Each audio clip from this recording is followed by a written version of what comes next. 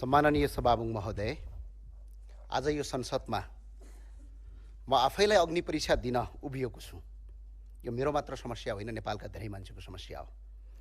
नेपालका प्रथम प्रधानमन्त्री भीमसेन थापाले गलत र भ्रात्मक सूचनाका कारणले आफैले पीडादायी घाँटी रेटिएर सेरिएर आत्मदाह गरेको इतिहास नेपाली राजनीतिमा जीवित छ। आज त्यस्तै अवस्था म माथि आइपरेको छु। खाइ नपाई छालाको टोपी लाई भन्ने उखान चरितार्थ भएको छ। सम्माननीय सभामुख महोदय, आज म माथि गम्भीर किसिमका आरोपहरू लागेका छन्। रक्सी खाएर जे मन लाग्यो त्यही बोल्यो, अश्लील भिडियोहरू आए भन्ने आरोप लगाइएका छन्। सम्माननीय सभामुख महोदय, म सिङ्गो देशलाई साँची राखेर यो संसदको रोस्टममा उभिएर प्रतिनिधि सभाको एक सांसदका हैसियतले सम्माननीय सभामुख र सिङ्गो संसदसम्म अपिल गर्न चाहन्छु। यही संसदमा स्वास्थ्य विभाग छ, स्वास्थ्य कर्मी सहितको टोली छ र टोली राखियोस्। चिकित्सकको टोलीबाट मेरो शरीरको प्रत्येक अङ्ग जाँच गरियोस्। मेरो रगतदेखि छालासम्म परीक्षण गरियोस्। जन्मदेखि अहिलेसम्म मदिराको एक थपा मात्रै मेरो शरीरमा कहीँ प्रयोग भएको र कतै देखियो भने म सांसद पदबाट राजीनामा दिन तयार भएर बस्छु। म राजीनामा दिन तयार छु। होइन भने यही संसदका सदस्यहरूले अल्गोरिदम फैलाउँदै, भ्रम फैलाउँदै आरोप गर्नेहरूको पनि स्वास्थ्य परीक्षण गरियोस्। म यो अपिल गर्न चाहन्छु।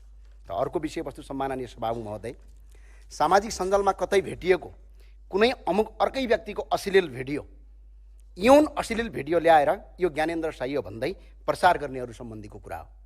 म यस संसदको रोस्टरमा उभिएर भन्न चाहन्छु, सम्माननीय सभामुख महोदय, म तपाईँको संसदको सदस्य हो।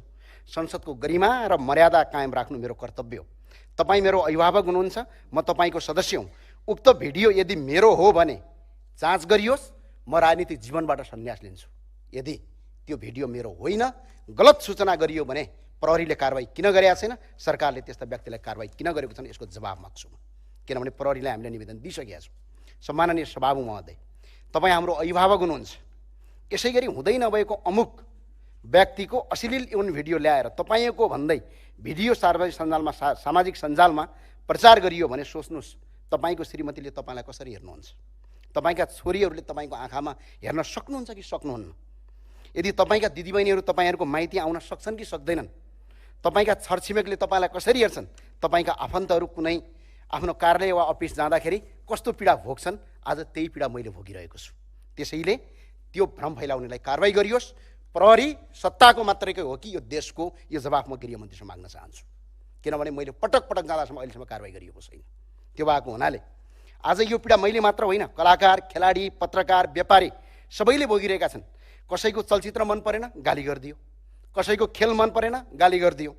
कसैको चरित्र हत्या गरिदियो। कोही पत्रकारको प्रश्नको उत्तर मन परेन, प्रश्न सोधेको मन परेन, त्यसलाई तपाईँको उसको चरित्र हत्या गरिदियो। यसको अल्गोरिदमको खेती सत्तापक्षबाटै भएका प्रमाणहरू यदि चाहियो भने म पेश गर्न तयार छु। सम्माननीय सभामुख, त्यो भएको हुनाले म माथि यस्ता आक्रमण किन भए? जम्मा मेरा कर्णालीका 2 जना दलित परिवारका मानिसहरू मर्दा समयमा उपचार किन भएन? उद्धार किन भएन? भिरमा अड्किएकी 1 जना दलित तथा गरिब बहिनीको उद्धार किन गरिएन भन्ने यी प्रश्न सरकारलाई सोद्धा यसको उत्तर दिनुको सट्टा प्रश्न उठाउने व्यक्तिको चरित्र हत्या गरेर उसले उठाएको प्रश्न नै गलत हो भन्ने भाष्य निर्माण गर्न म माथि साइबर बुलिङ गरियो र भ्रम फैलाइयो। सम्माननीय सभामुख महोदय, म कर्णालीबाट निर्वाचित नेपालको सार्वभौम सांसद हुँ। मेरो कर्णालीका मानिस मर्दा, कर्णालीका जनताले पीडा भोग्दा यो मेरो सरकार हो कि तेरो सरकार हो भनेर म हेर्दिनँ। म कर्णालीका पीडित जनताको आवाज उठाउँछु भनेर यहाँ त्यहाँका जनताबाट निर्वाचित भएर आएको हुँ। बरु मेरो ज्यान जाओस्, मेरो राजनीतिक जीवन समाप्त होस्, तर कर्णालीका जनताको पीडा म संसदमा उठाउँछु, छाती खोलेर उठाउँछु, चौडाका साथ उठाउँछु। सरकार कसको त्यसमा मलाई नदिनु छ, नदिनुहोस्। सम्माननीय सभामुख, तपाईँलाई लाग्छ होला ज्ञानेन्द्र साईले मिठो बोलिदियोस्। माफ गर्नुहोस्, म सक्दिनँ। किनभने म अभाव र बिर्दोहीबाट आएको मान्छे हुँ। म कसैको गुलामी वा चाकडी गरेर आएको होइन। मलाई गुलाम र चाकडीबाजको भाषा बोल्न आउँदैन। सम्माननीय सभामुख महोदय, सम्माननीय सभामुख महोदय, व्यक्तिगत जीवनमाथि तब मात्र आक्रमण हुन्छ जब शत्रु वा वैचारिक विपक्षी वैचारिक रूपमा पराजित हुन्छ। आज म माथि भइरहेको व्यक्तिगत आक्रमण मेरो वैचारिक जितको उपज हो भन्ने मैले सोचेको छु। सम्माननीय सभामुख महोदय, अराजक भयो रे, अनुशासनहीन भयो रे, स्तर कायम गरेन रे, अभिव्यक्ति सन्तुलित भएन रे। होस् पनि कसरी? सम्माननीय सभामुखज्यू, म एउटा 34 वर्षको युवा हुँ। एउटा 34 वर्षको युवामाथि परिवारले सम्म आत्महत्या गर्न बाध्य पार्ने गरी, दिदीबहिनी र नाता र गोताले स्वीकार नगर्ने गरी, घर र ससुरालीको ढोका बन्द हुने गरी, छिमेकीले आँखा तर्ने गरी डिफेक नक्कली यौन तथा अश्लील भिडियो मार्फत चरित्र हत्या हुँदा युवा अवस्थामा मैले दिएको अभिव्यक्ति अप्राकृतिक थिएन, प्राकृतिक र जायज थियो। तर त्यसबाट मेरा शुभचिन्तकहरूमा पर्न गएको असरप्रति म क्षमा प्राप्ति छु सम्माननीय सभामुख महोदय। तर मैले त्यो उक्त सन्देशमा सिंहदरबार जलाउन जाउँ भनेको थिइनँ, जेल तोड्न जाउँ भनेको थिइनँ, निहत्या 20 जना मरिसके थप 30 जना युवालाई मार्नुपर्छ भनेको थिइनँ, नेपालले भारतको सिमाना मिच्यो भनेको थिइनँ। मैले त नेपालको संवैधानिक निकाय राष्ट्रिय मानवाधिकार आयोगले प्रमाणित गरी सरकारलाई बुझाएको प्रतिनिधिको जुन कुरा बोलेको हुँ, त्यसैले मेरो प्रयोग गरेका शब्दहरू जायज, यथार्थ र प्रमाणित विषयमा आधारित हुन्। त्यो भएर सम्माननीय सभामुख महोदय, म अपिल गर्न चाहन्छु, प्रतिपक्षको काम प्रश्न उठाउने हो, खबरदारी गर्ने हो। यतिसम्म संवैधानिक ज्ञान हामी सबैले हुनुपर्छ।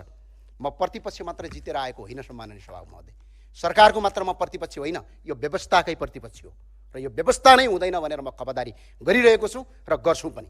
प्रश्न, प्रतिपक्ष बिनाको सरकार नुन बिनाको तरकारी जस्तै हुन्छ।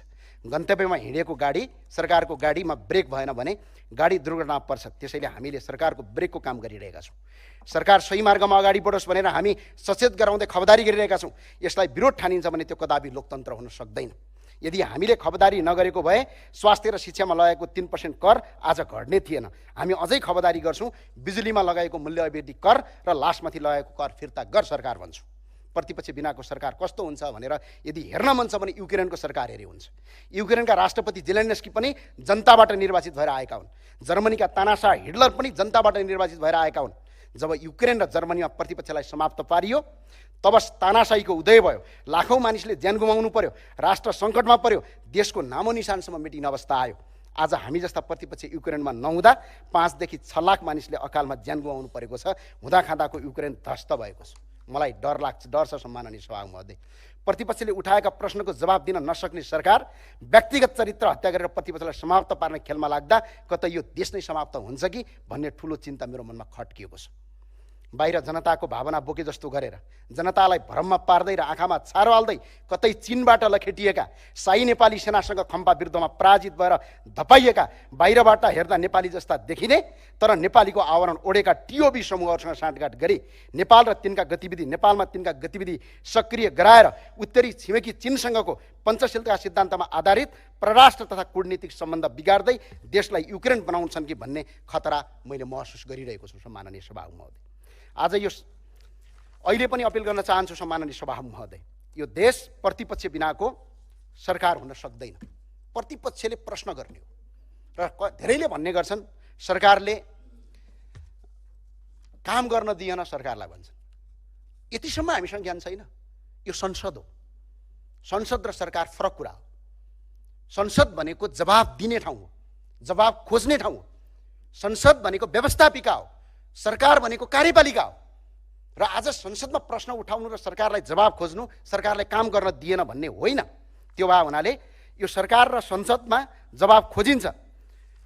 त्यही भए हुनाले प्रतिपक्षको आवाजलाई कमजोर बनाउने होइन, प्रतिपक्षको आवाजलाई अझ बलियो बनाउनुहोस्। प्रतिपक्ष हामी विरोधी होइन, तपाईँको सहयात्री हो। र अर्को कुरा मलाई याद छ, सरकार प्रतिपक्षले ढालेर केही पनि फाइदा छैन, हामी ढाल्दैनौँ।